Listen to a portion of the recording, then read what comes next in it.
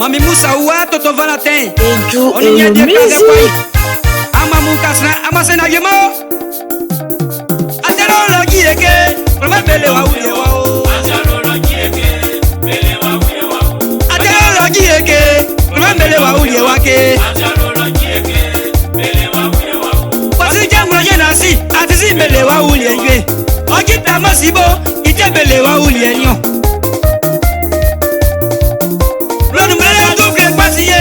Bele wa ulie ywe atisinga ukabele ije bele wa ulie lelelele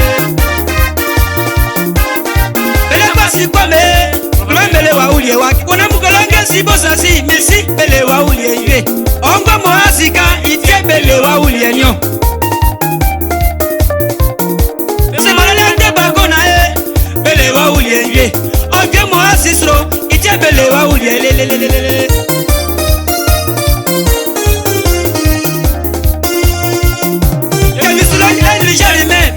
bele wa ulie ywe atisi ukale ite bele wa ulie lelelele bele wa uye wa o. Bisinga mombe ukasramu ela ma ulie lelelele bele wa uye wa o. Ebolonga tikosa misi ele wa ulie wa o.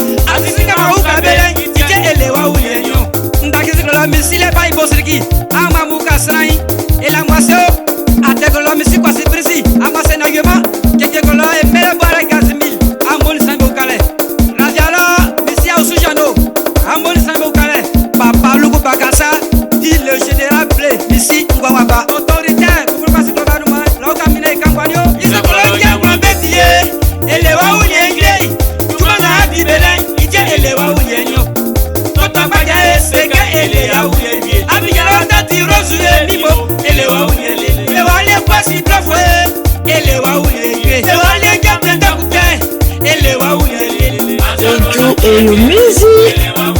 me akilo ngandi yewe monsieur le maire ngambo flale lewale makola joa ola ma ulele kwasi kona bukwe elewa uyewa o ore mwasi yola ite elewa uyenyo probola isapa kutenge isi elewa uyele ani wate baye unamwa uyeye Atero logi eke. Bele wa uye wa o. ara shosho wali elewa uyeye ogenga masi yola ite elewa uyele